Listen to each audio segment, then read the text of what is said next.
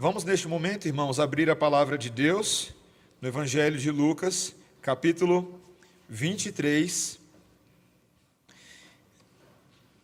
de onde paramos a nossa leitura bíblica alternada do texto de hoje. E continuamos a partir do versículo 1 e vamos até o versículo 25. Então, hoje a pregação vai englobar todos esses versículos que estamos lendo, tanto na leitura bíblica alternada, quanto neste momento agora. Lucas, capítulo 23, versículo 1, essa é a palavra do Senhor. Levantando-se toda a assembleia, levaram Jesus a Pilatos, e ali passaram a acusá-lo, dizendo: encontramos este homem pervertendo a nossa nação, vedando pagar tributo a César e afirmando ser ele o Cristo, o rei. Então lhe perguntou Pilatos: és tu o rei dos judeus? Respondeu Jesus: tu dizes. Disse Pilatos aos principais sacerdotes e às multidões: não vejo neste homem crime algum. Insistiam, porém, cada vez mais, dizendo: ele alvoroça o povo, ensinando por toda a Judéia, desde a Galiléia, onde começou até aqui. Tendo Pilatos ouvido isso, perguntou se aquele homem era galileu. Ao saber que era da jurisdição de Herodes, estando este naqueles dias em Jerusalém, lhe o remeteu. Herodes, vendo a Jesus, sobremaneira se alegrou, pois havia muito queria vê-lo, por ter ouvido falar a seu respeito. Esperava também vê-lo fazer algum sinal, e de muitos modos o interrogava. Jesus, porém, nada lhe respondia. Os principais sacerdotes e os escribas ali presentes o acusavam com grande veemência. Mas Herodes, juntamente com os da sua guarda, tratou-o com desprezo, e escarnecendo dele, fê-lo vestir-se de um manto aparatoso e o devolveu a Pilatos. Naquele mesmo dia, Herodes e Pilatos se reconciliaram, pois antes viviam inimizados um com o outro. Então, reunindo Pilatos, os principais sacerdotes, as autoridades e o povo, disse-lhes: apresentastes-me este homem como agitador do povo, mas tendo interrogado na vossa presença, nada verifiquei contra ele dos crimes de que o acusais. Nem tampouco Herodes, pois não o tornou a enviar. É, pois, claro que nada contra ele se verificou digno de morte. Portanto, após castigá-lo, soltá-lo-ei. E era-lhe forçoso soltar-lhes um detento por ocasião da festa. Toda a multidão, porém, gritava: fora com este, solta-nos Barrabás. Barrabás estava no cárcere por causa de uma sedição na cidade, e também por homicídio. Desejando Pilatos soltar a Jesus, insistiu ainda. Eles, porém, mais gritavam: crucifica-o, crucifica-o. Então, pela terceira vez, lhes perguntou: que mal fez este? De fato, nada achei contra ele para condená-lo à morte. Portanto, depois de o castigar, soltá-lo-ei.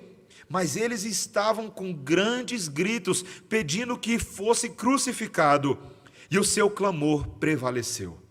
Então Pilatos decidiu atender-lhes o pedido. Soltou aquele que estava encarcerado por causa da sedição e do homicídio a quem eles pediam. E quanto a Jesus, entregou-o à vontade deles. Esta é a palavra do Senhor. Vamos orar, irmãos. Senhor, como é impressionante a Tua palavra. Cada vez que a lemos, ainda que sejam textos conhecidos, somos surpreendidos com detalhes novos, com ângulos que não havíamos percebido antes. Isso, Senhor, porque a Tua palavra é rica, ela é vida de fato e de verdade, e ela é a palavra que tem condições de nos mostrar a luz em meio às trevas. É tão somente isso que nós pedimos hoje à noite, Senhor. Dá-nos condições de ver a luz de Cristo, dá-nos condições de ver esperança e solução para o aflito e para o perdido. Mostra-nos o nosso Rei ressurreto, ainda que dentro de um texto tão tenebroso, em nome de Jesus. Amém. Meus irmãos, o que aconteceria com você se você caísse dentro de um buraco negro? Você poderia dizer: bem, pastor, ninguém nunca voltou para contar, né? Então a gente não sabe exatamente. Mas fato é que existem filmes de ficção científica. Eu gosto muito de ficção científica, irmãos. Eu gosto de filme de espaço, de filme de Marte, de Vênus. Eu gosto de tudo isso. E um dos filmes que mais capturou minha atenção nesses últimos anos aí, um dos melhores para mim, foi o Interestelar. Se você não assistiu ainda, você tem que assistir esse filme, ele é muito bom. E ele tenta explorar um pouco o mistério desses fascinantes e assustadores corpos celestiais que nós chamamos de buracos negros, que deixa todo físico e todo astrônomo curioso. De acordo com as teorias astronômicas, os buracos negros são certos tipos de estrelas bem grandes que, depois de consumir todo o seu combustível, elas se transformam em uma supernova, com um caroço no centro. E, em tese, se a massa desse caroço for maior do que 2 massas solares, ele cai sobre ele mesmo, o astro cai sobre ele mesmo, transformando-se então num buraco negro. Então, segundo a teoria de Einstein, quando há uma concentração de massa tão grande em um ponto tão infinitamente pequeno, essa densidade gera um campo gravitacional poderoso. Ele é tão poderoso que, em tese, ele seria capaz de causar uma deformação no espaço-tempo. Por isso que nem mesmo a luz consegue escapar de um buraco negro. E já que nada consegue se mover mais rápido do que a velocidade da luz, nada pode escapar um buraco negro. Ou seja, se você chegar perto demais, vamos supor que você está passeando um dia e você chegou perto demais de um buraco negro, você será necessariamente sugado para dentro dele. Meus irmãos, buracos negros parecem descrever muito bem o terror que seres humanos sentem ao serem sugados para dentro de certas situações surpreendentes, terríveis e um tanto inescapáveis. A notícia de uma doença terminal, quando você ou um parente ou um amigo era tão saudável, tem esse poder sobre nós. Ou quem sabe a notícia de um acidente que muda o curso de uma vida. Nessa semana passada eu fiquei sabendo de uma querida amiga minha aqui em Brasília, que estava para se casar, quando ela e o seu noivo foram surpreendidos pela notícia de que um dos padrinhos convidados, que vinha dirigindo o seu carro de Goiânia, se envolveu em um trágico acidente e veio a falecer um dia antes do casamento deles. Como é que você casa no outro dia? Eles se casaram, mas foi com o coração pesado, talvez sem aquela alegria que normalmente ocuparia este momento, porque ninguém se prepara para esse tipo de coisa, meus irmãos. Buracos negros são aterrorizantes, são cheios de dentes monstruosos, eles são absolutamente tenebrosos. E talvez o mais apavorante de todos os buracos negros, com a qual pessoas têm que lidar, é aquele que os crentes têm que lidar numa frequência quase diária, quando eles estão tentando ser santos. Aqueles ataques do maligno e aqueles buracos do pecado que nos parecem inescapáveis, que nunca vão embora, que vêm e se instalam e nos jogam numa espécie de incredulidade que ameaça a nossa própria fé. Seu poder às vezes é estarrecedor, é paralisante. Você alega que você já fez de tudo para, quem sabe, se livrar do tal problema, mas o abismo parece cada vez mais fundo. E, meus irmãos, o problema das trevas nas nossas vidas é que quando elas chegam, elas são caóticas. Elas causam verdadeira confusão, elas tiram a nossa habilidade de ver com clareza, elas nos deixam desnorteados. Na hora do desespero, há uma tendência em nós de esquecermos tudo aquilo que nós já aprendemos. É ou não é verdade? Toda boa ética, toda atitude de fé. Mas isso não pode ser assim, meus irmãos. Nós temos que encontrar uma forma bíblica de lidar com buracos negros. Soldados, quando vão à guerra, eles não podem simplesmente se esquecer das suas orientações recebidas pelo comandante só porque a guerra começou. Salve-se quem puder, joga as armas para cima. Não é assim que funciona. Na hora do furacão, você não pode esquecer as instruções básicas de sobrevivência. E como servos de Deus, meus irmãos, nós devemos ter disciplinas resilientes e maduras para enfrentar a morte de frente todos os dias, porque é isso que Paulo fala que nós somos chamados para fazer em Romanos 8. Nós somos entregues à morte, essa é a vida em que nós vivemos.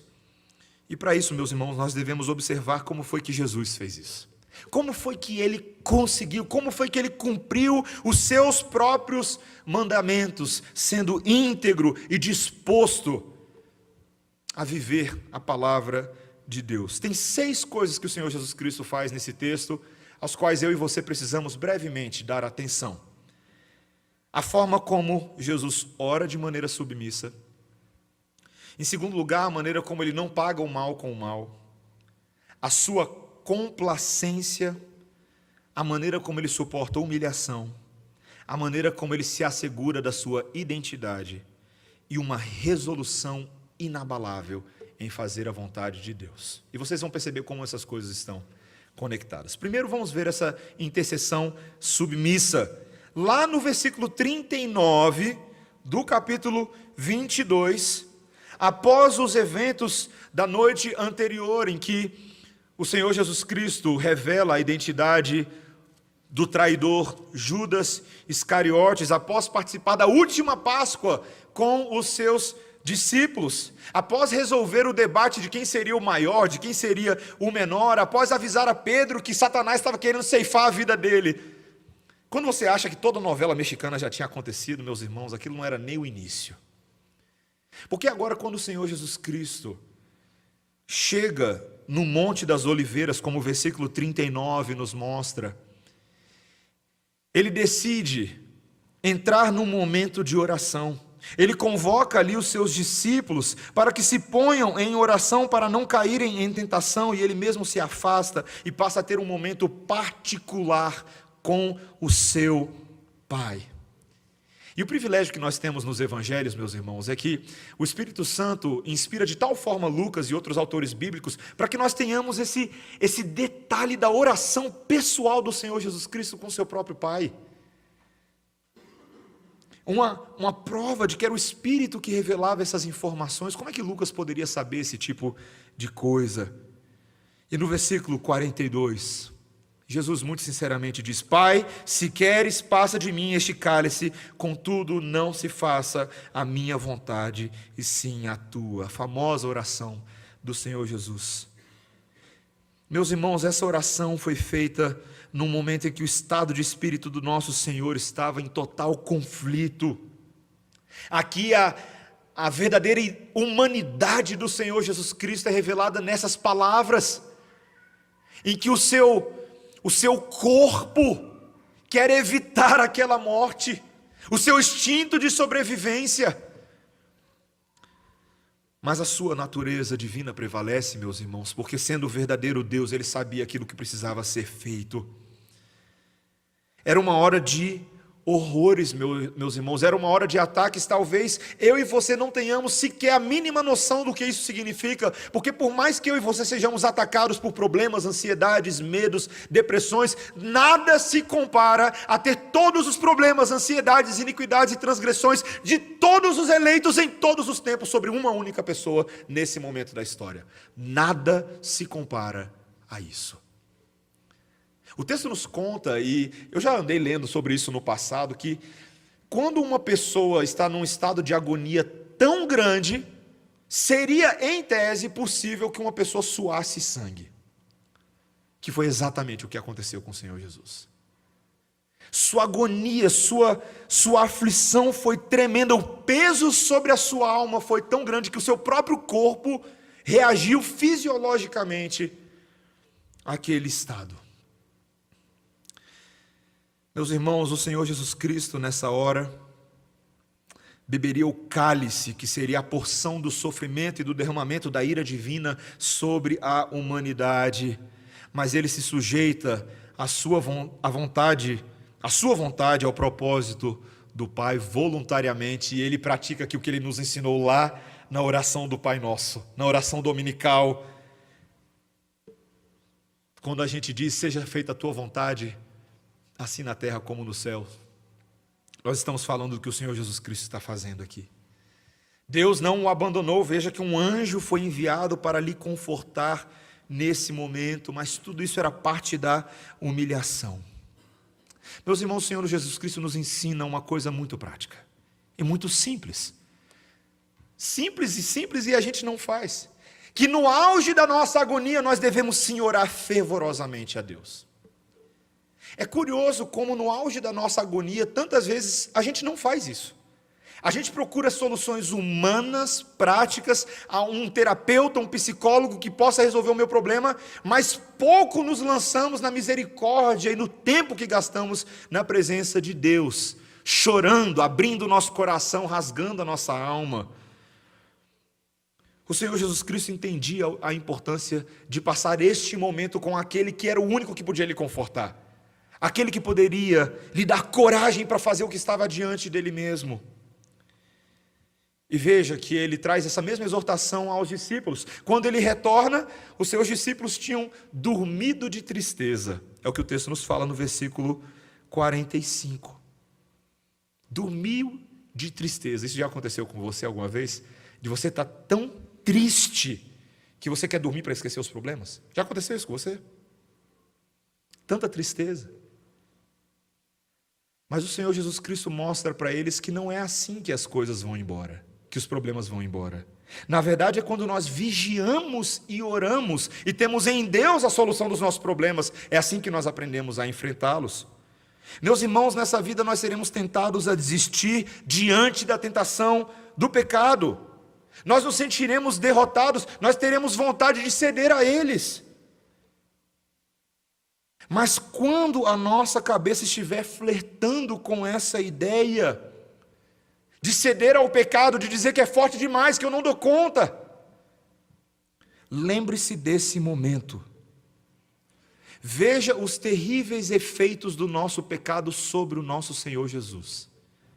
Contemple ele no Getsêmani. E com a ajuda de Deus, participe do sofrimento dele, que não cedeu às tentações.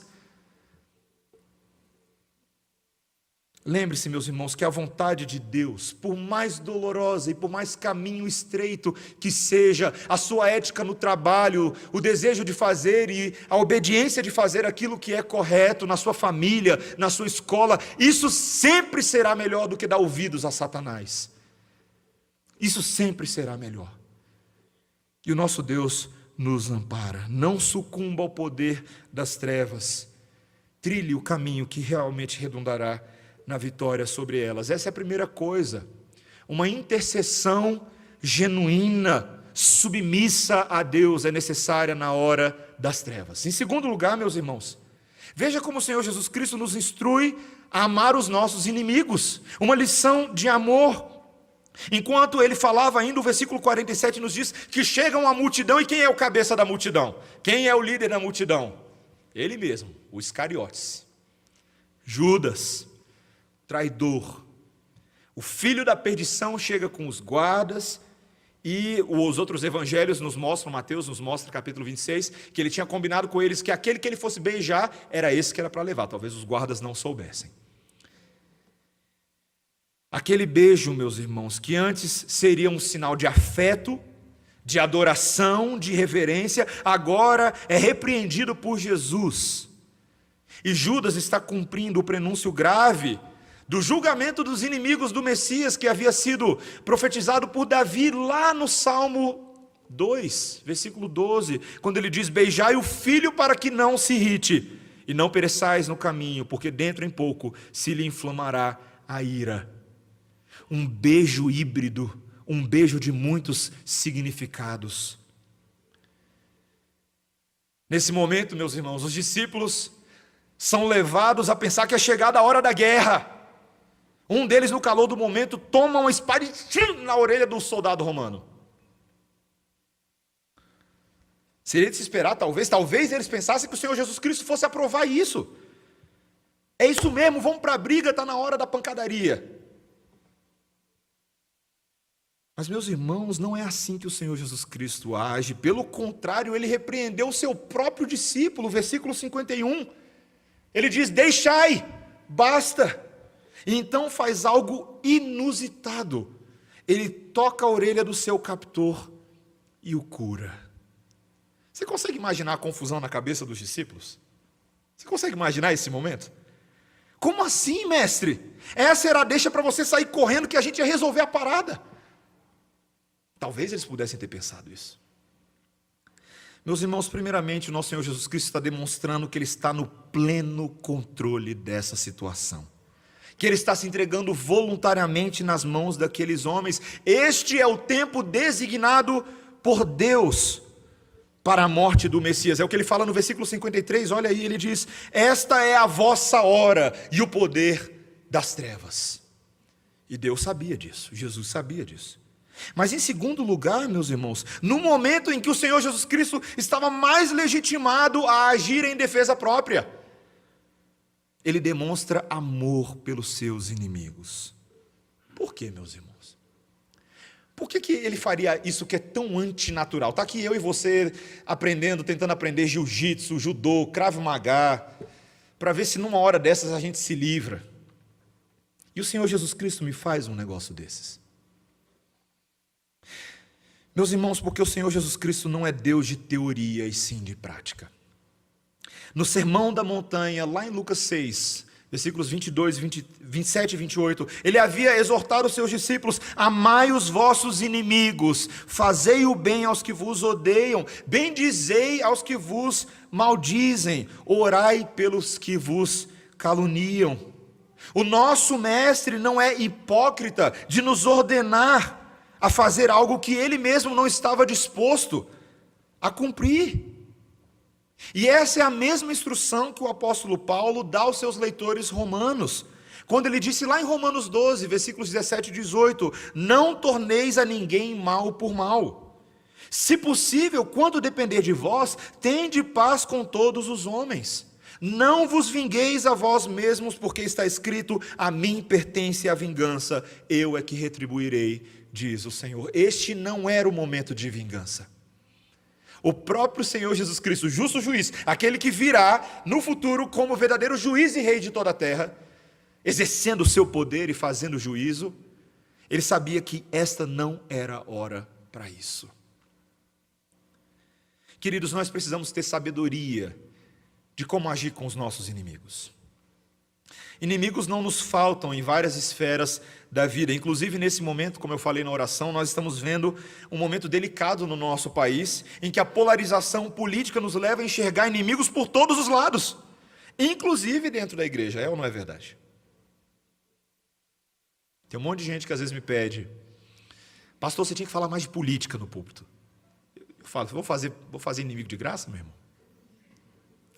Eu entendo que nós precisamos conversar sobre esses assuntos. Nesse ano nós teremos uma escola dominical com o nosso presbítero Flávio Eringer, lá da CMA, que vai vir aqui para nos ensinar como sermos cidadãos e pensarmos sobre este assunto. Entretanto, o nosso coração enganoso e confuso transforma toda essa discussão em briga pessoal. E queremos partir para cima dos nossos irmãos e meter dedo no olho deles e ensiná-los pela força. Meus irmãos, não é assim. Nada poderia ser maior para o Senhor Jesus Cristo do que essa afronta, do que ser traído por aqueles que professavam ser seus seguidores e diziam que o amavam. Mas assim como ele, meus irmãos, nós devemos buscar a direção do Senhor antes de agirmos precipitadamente. Muitas vezes é porque agimos precipitadamente com os inimigos que acabamos nos dando mal. Se ele estava disposto a esperar os seus próprios triunfos até que a guerra fosse cumprida, nós também devemos ser assim. Lembre-se, meus irmãos, existem horas que o poder das trevas prevalecem, mas as trevas têm vida curta.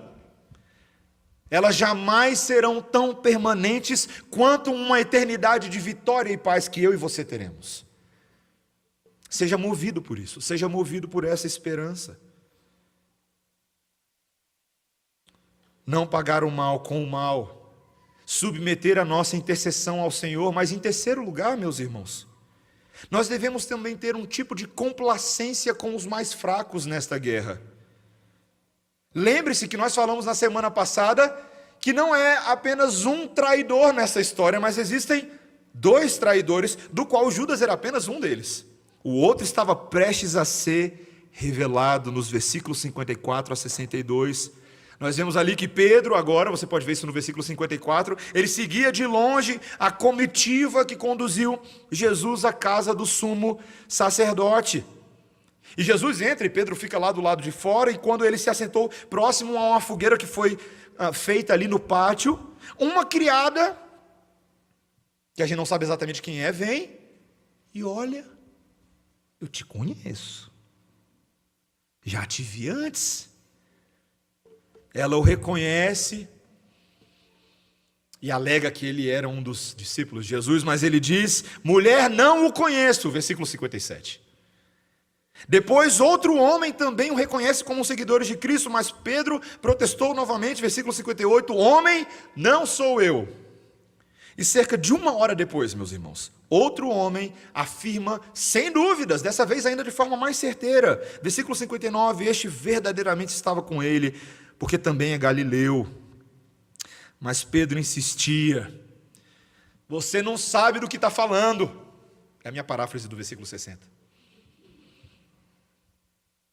Mas, meus irmãos, o texto nos diz que enquanto ele terminava de falar, o galo cantou.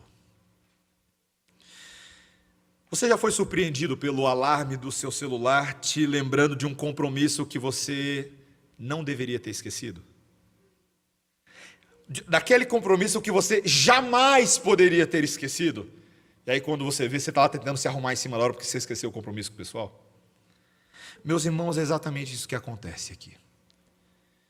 O texto nos diz no versículo 61 que neste momento exato, o Senhor Jesus Cristo de alguma forma sai da casa do sumo sacerdote e os seus olhares se cruzam. Fixou os olhos em Pedro. E ele se lembrou da palavra do Senhor que o negaria 3 vezes antes do cantar do galo. Você consegue pensar naquele olhar? Pensa naquele olhar. Um olhar vale mais do que 1000 palavras. Foi um olhar cortante. Certamente ele devia dizer, tu não me conhece, Pedro? Foi um olhar de censura, o mesmo olhar que Deus lança sobre nós todas as vezes que nós pecamos. Foi um olhar talvez de decepção, e esse talvez tenha sido um dos aspectos mais difíceis para Pedro, como a gente vê no final dos evangelhos. Aquele olhar que dizia, Pedro, você foi o mais adiantado para me confessar como filho de Deus. Você me prometeu solenemente que nunca me negaria. Imagina esse olhar, meus irmãos. Mas de alguma forma, esse também é um olhar compassivo. Um olhar de alguém que sabe o que está acontecendo, o olhar do Senhor Jesus Cristo que olha para o seu discípulo e diz, Pedro, como você é caído e quebrado, se eu não te ajudar. Um olhar que direciona Pedro agora, para que depois daquele momento fosse refletir pelos próximos dias, pelos próximos momentos, o que ele tinha acabado de fazer.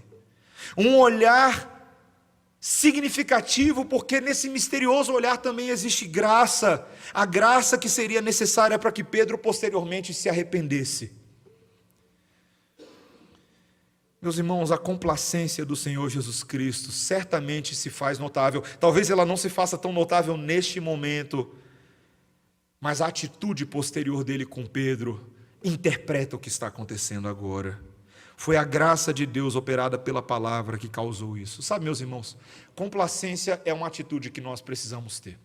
E a gente não pode confundir. Complacência não é fazer pouco caso de um mau comportamento ou de um mal cometido. Não é fingir que nada aconteceu. Complacência é o olhar de compaixão para com a fraqueza do outro, sabendo que o tratamento daquela fraqueza pode exigir de nós muita paciência. Alunos que, por exemplo, a gente tem muitos professores aqui na igreja, alunos que verdadeiramente possuem uma dificuldade de aprendizado, irão exigir paciência dos seus professores. Uma pessoa que possui um problema de fala, como gagueira, por exemplo, ela vai exigir um bocado de paciência do seu ouvinte. Especialmente problemas morais podem apresentar um elevado grau de recorrência, porque a luta contra um pecado antigo e habitual geralmente não é vencida com uma fórmula mágica, com um estalar de dedos, e sim com muito esforço, com labor e com tempo. Por isso que pais que têm filhos difíceis, eles precisam simultaneamente ter pulso firme e jogo de cintura das graças. com seus pecadorzinhos dentro de casa.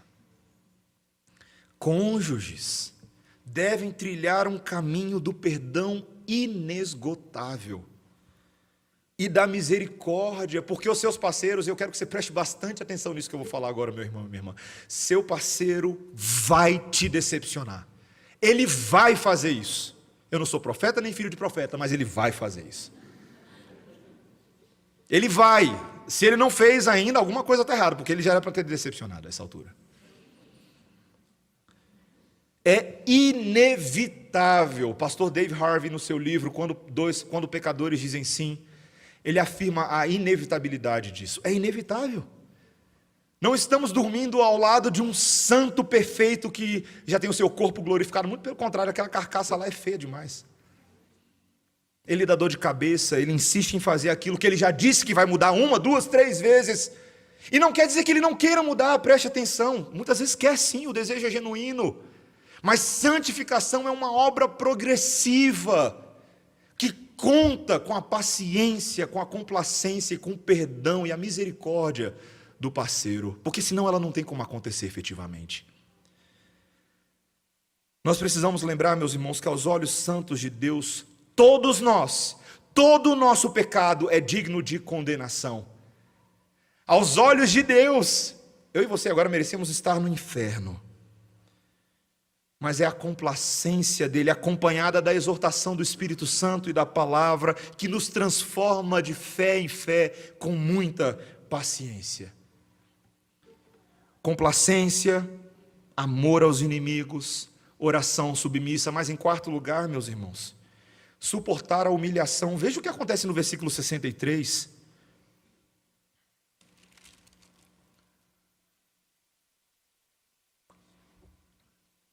Os que detinham Jesus zombavam dele, davam-lhe pancadas e, vendando-lhes os olhos, diziam: profetiza-nos, quem é que te bateu?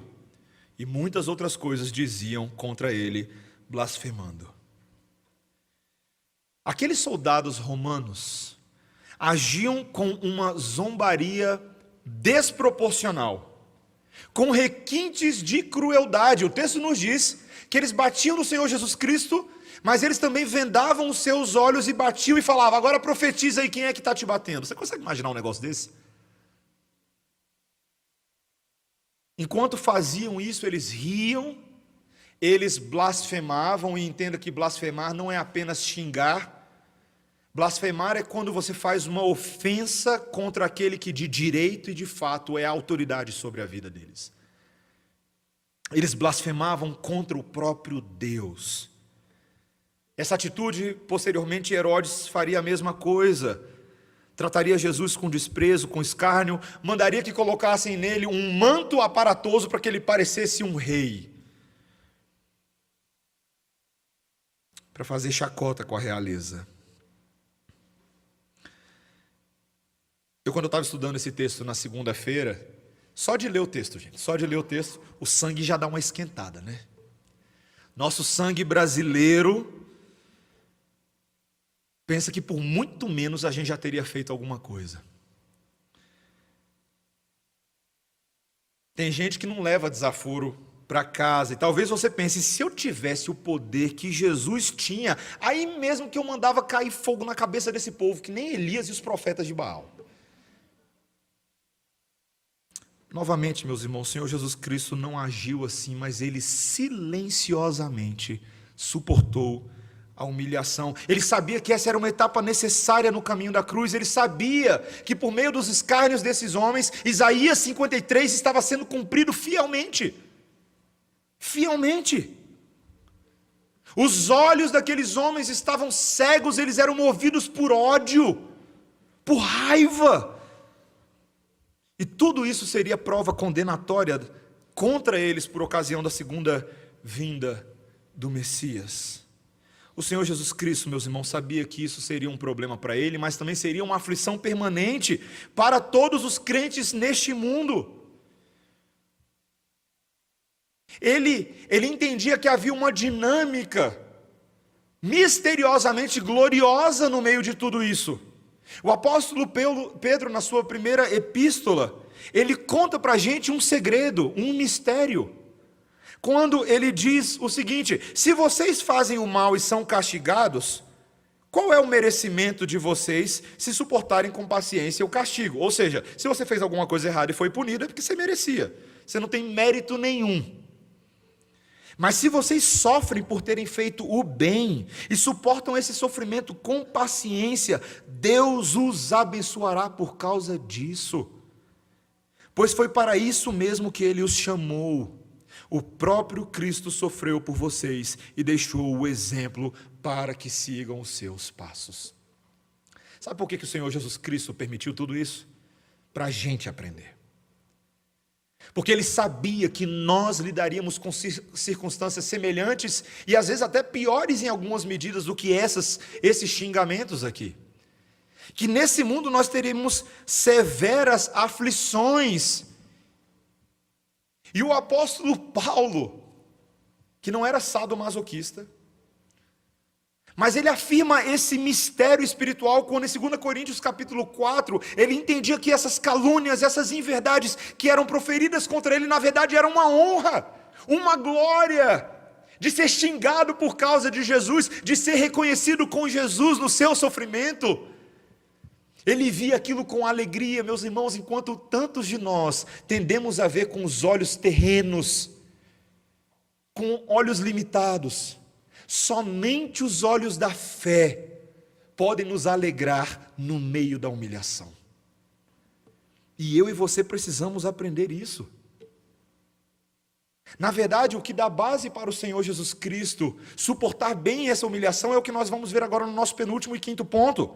Que ele se ampara na sua verdadeira identidade.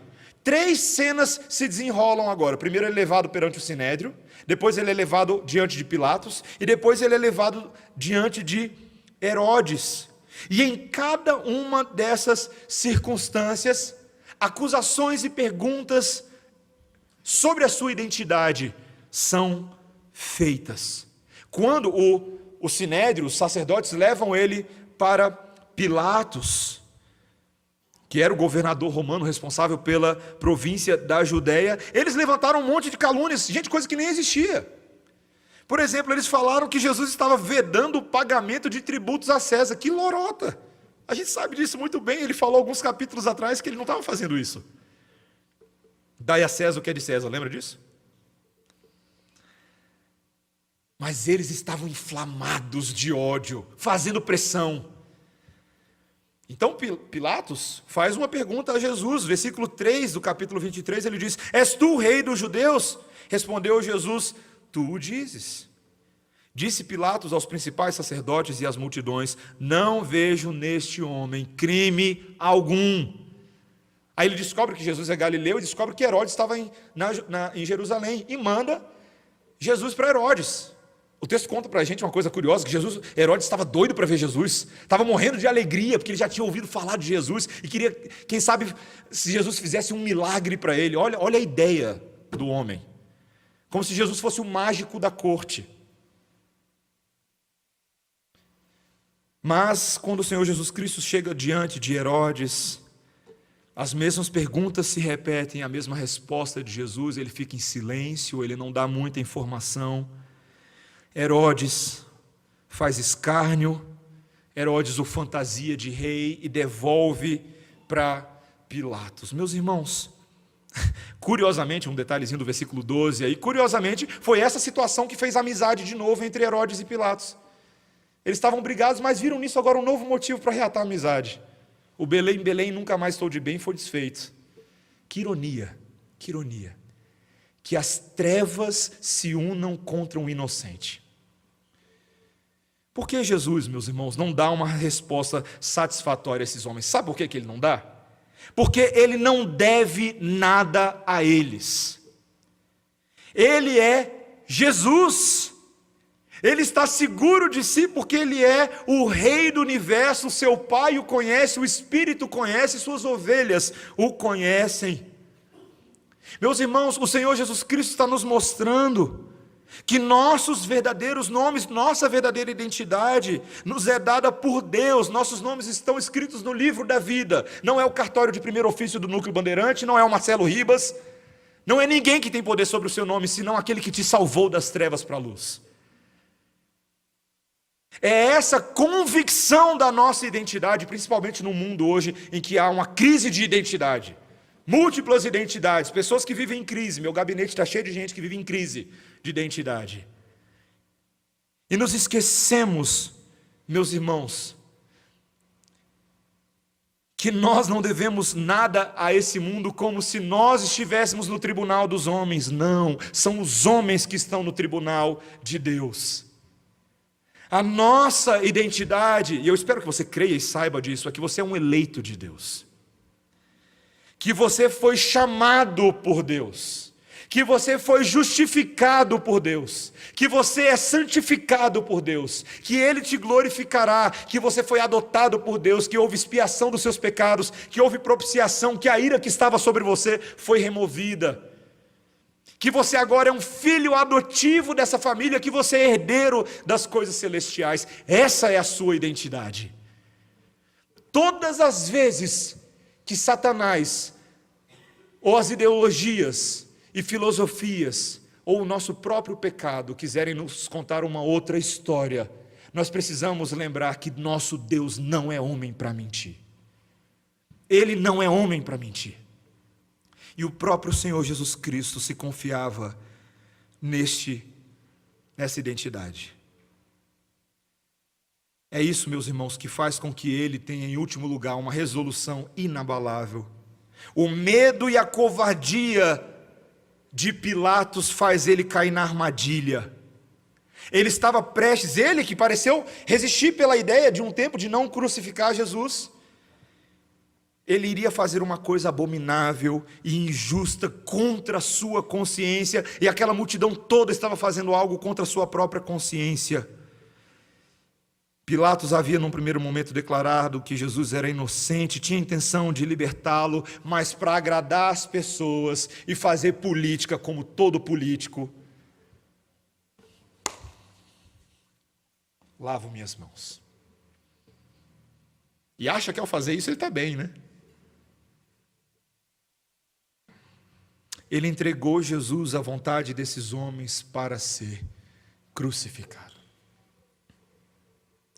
E meus irmãos, o que é mais impressionante é que em todo esse trajeto, inclusive agora, em que Barrabás, o homicida, aquele que causa divisão, sedição, aquele verdadeiro criminoso, no momento que ele é solto, o Senhor Jesus Cristo aceita a declaração que é feita a seu respeito. Sem chiar, sem fazer mimimi, sem gritar. Porque ele tem uma resolução inabalável em cumprir todo o desígnio de Deus. Toda a vontade de Deus. Se você é parecido comigo, você viu tudo isso que nós vimos agora, e você bem honestamente, às vezes é assim que a gente se sente, você fala assim: pastor, parece bom demais para ser verdade, mas eu não consigo viver assim. Seja honesto, seja honesto. Pastor, eu não dou conta de viver como Jesus viveu. Eu não dou conta de ter esse tipo de oração que ele fez no Getsêmani, de submeter a minha vontade dessa forma. Eu não sei como controlar a minha ira e amar os meus inimigos. Eu não sei como fazer isso. Eu não tenho essa paciência de Jó com quem faz besteira. O meu olhar para Pedro teria fulminado ele que nem um ciclope. Eu não sei levar desaforo para casa, pastor, se alguém me humilha no trânsito. Eu quero parar o meu carro e sair na mão com ele, como eu vi outro dia uma briga na W3. Eu não tenho assim tanta firmeza, pastor, na minha identidade, como você falou aí. Como crente, eu não tenho essa coragem toda de ir à cruz. Meus irmãos, o que é impressionante da narrativa do Evangelho é que o nosso Deus sabe disso. O nosso Deus sabe que nós não temos condições de fazer 1/10 do que o Senhor Jesus Cristo fez aqui. Se nós fôssemos salvos na nossa capacidade de realizar metade dessas coisas, ninguém ia para o céu.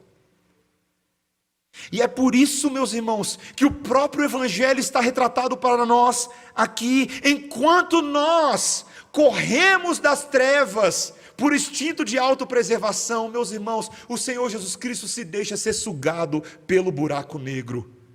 Ele chega bem pertinho e ele se entrega. Ele se entrega. Ele responde a pergunta sobre o que acontece se alguém entra num buraco negro. Essa pessoa morre. Mas, meus irmãos, ele superou esse mistério, porque ele foi a primeira pessoa que voltou de lá.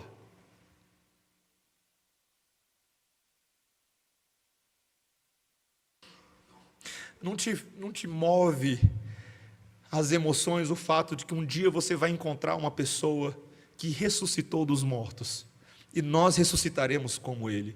Ele venceu o buraco negro, ele venceu a morte, meus irmãos. Ele foi de peito aberto, mas ele tinha poder na sua obediência para vencer a morte. E ele fez tudo isso em nosso lugar, coisas que eu e você não teríamos condições de fazer. Tudo isso. Meus irmãos, sabe por que buracos negros não são um mistério para Jesus? Para começar, porque os buracos negros espaciais foi ele mesmo que criou. Ele que sustenta, e ele criou para fazer isso mesmo, para eu e você ficarmos fascinados com essas coisas. Fascinados com a grandeza de Deus. Mas os buracos negros na nossa vida, é Ele quem governa sobre cada um deles, para que eles alcancem os propósitos específicos de nos levar a depender menos de nós mesmos e mais dele. Para que nós não achemos que nós somos coisa alguma, porque nós não somos, mas à medida que confiamos nele, e tão somente no Senhor Jesus Cristo, nós podemos caminhar por esses buracos que parecem inescapáveis. Davi, no Salmo 23, lá atrás sabia disso: ainda que eu ande pelo vale da sombra da morte, não temerei mal algum, pois tu estás comigo. Essa é a esperança do rei Davi. Não se confiar no seu poder, na sua capacidade de derrotar gigantes, na sua capacidade de governar Israel, mas no Deus que era com ele, no vale. Meus irmãos, na nossa confissão de fé, no capítulo da providência, ela fala o seguinte: o nosso Deus gracioso, muito sábio e justo, muitas vezes, presta atenção no que a confissão fala, porque é lindo. Muitas vezes deixa por algum tempo seus filhos entregues a muitas tentações e às corrupções dos próprios corações. Aí ela responde: por que Deus faz isso?